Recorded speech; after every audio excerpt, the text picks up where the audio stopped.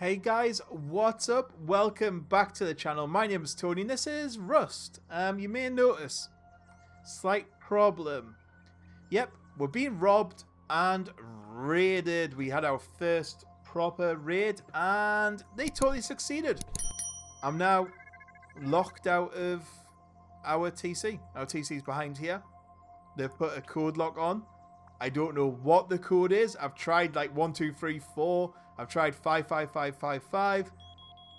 If you get it wrong, it sparks you and you lose some health. So we could be here all day. I've got nothing to get through this door. It's going to take hours if I want to get through. But the building will start degrading in 20 hours time. So that's all I'm going to have to wait for. I'm just going to have to wait for it to degrade. These go to stone and then I'll axe my way through. There's no other way. This base is lost now. I'm not interested in starting a new base up yet. This server is too far in the wipe. There's obviously some strong players out there. So I thought it'd be a nice little way to look at what I've learned. So what have I picked up from this experience? And what will I not be repeating? So, first issue was let's have a look at how this guy got in from what I believe anyway. So from what I can figure out, he basically tore down this wall here was missing. So just that one there was gone. So he obviously just rocketed in from there. He then came up to here, I'd left the ladder up because of when I was on the roof fixing the solar panels in the last episode. He then dropped into here, came in just over here, dropped down, built this ramp, and was in the base. From there, he removed this door. He removed this door. He removed that door. He removed this door. He then got through our garage door, which was here, and then killed us both. So yeah, we both woke up dead. He then totally stripped the place. So everything was gone. All the shelving units, all the lights. He did leave us some things like this level 2 workbench. He left all the furnaces. He took all the electricity cables from what I could see as well. So yeah, the furnaces were left. Upstairs he didn't touch as such, but he did remove the door from up here and then in there. So yeah, I think he just dropped in through there and then through the roof. And everything else was gone. So what have I kind of learned from this experience? Number one is base design. Base design is kind of one of the biggest things I've learned from this whole experience. And this was, I didn't know when I was building that these doors are probably not the best thing you want to keep your base defense. What you want to be doing is building these door frames and then putting garage doors in if you can. Because you don't want them to be able to get through your base this easy. This guy just came in and went bang, bang, bang, bang, bang. Then he had a bit of a challenge and then in. But he only had one real challenge throughout the whole thing. Also traps. We had one shotgun trap up there. We also have two kind of flamethrower traps there. But this guy, I think, just took this door off, saw the flamethrowers and probably just went, yep, bang, bang, bang, dead. Bang, bang, bang, dead. They weren't protecting any of the key areas. To be fair, the flamethrowers probably should have been maybe here with shotgun traps all over. We had plenty of shotgun traps. We should have had them everywhere, protecting every part of the base. We just didn't. This should have all been garage doors leading all the way through by now. And the TC area should have been a lot smaller and a lot more secure. It was too big, too open. You only really had to get through that door to get in. So I know next time how I'm going to prep the base a little bit better for these sort of attacks. The top floor was a mistake. It wasn't heavily protected enough at all. As you can see, there was still stone here.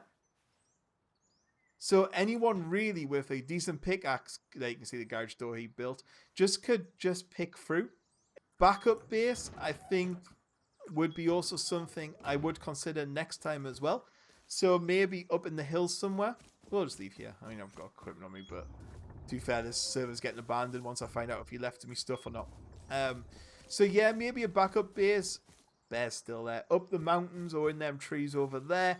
Or just to the side on the way to the railway. Just something that would have been a bit smaller, a bit more hidden. Because this base design was decent in some senses. Like, I don't disagree that it wasn't a bad design, just it wasn't very well protected. Because if you look around this side, we only had one wall to get into the base. Like, if that guy could figure that out, he takes this. Oh, jump up, jump up, jump up. And he might have done that, to be fair. I doubt it. But yeah, he could just taken out this wall, or this wall, or that wall, and he was inside our main base. There was no protection. Also, of the way this rock was, offered him a way to easily just get up here, build these two things. I mean, he would have got in anyway, but he was straight up this roof and into the base. And then all he had to do was, I presume this is where he got in, pick through this, and then he was just right into the center of our base. There was no extra layers of protection to stop him doing that, and unfortunately, he was called Flare. I'm sure we're never going to see him again, but yeah, that's kind of how he got in.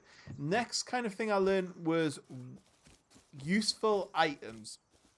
One thing we just didn't do was keep the important items that we were actually going to use and just get rid of the rest. He left these two boxes in here with just junk in, and as you can see, we're ever going to use that? No. We're going to use that? No. But should that be in the ground? Probably yes. Should we have been building weapons with these? Yeah. Should that flare been used? Probably just recycled. Guitar, recycled. Kayak, recycled. Bones, I should have worked out what to do with them. Tesla coils, recycled. All this didn't need to be here. This could have saved space for more protection. I could have had another garage door here, and that would have set more of a challenge for him. Or because that door swung in like this, at least another door that would have been just that little bit more of a challenge. I still want to know what's behind here. I am going to get it at some point, because when this base degrades, I'm going to find out what it is. So yeah, use that stuff. If you have lots of stuff, don't have lots. There's no need to have lots of stuff. A lot of those things that we're doing should have been in a backup base somewhere and protected. It shouldn't have just been down here in the open for anyone to kind of do what he did, which was just stroll through our base and kill everything. So yeah, base design, I've learned, is really important. Not hoarding loads of items that you don't need is also real important. The final thing I've learned, and I got over this quite quick, which I was surprised, is this stuff is only mine until somebody else wants it. What is going on there? That doesn't look stable. That guy wanted my base. He wandered in and took it. That was 30 odd hours of work gone due to a few stupid little individual decisions that I could have easily rectified. None of them decisions had to happen. And I think if I'm going to take away anything from this experience of my first ever Rust, is that. Think about what you're doing. Plan what you're doing. If you've got a load of guns sitting in your stash, go out and use them. Kill some scientists. Kill some wildlife. Get good at aiming. Get good at the game. Get out there and explore. You know, this server, I didn't explore this. I didn't explore that. I didn't explore down here at all. What is here?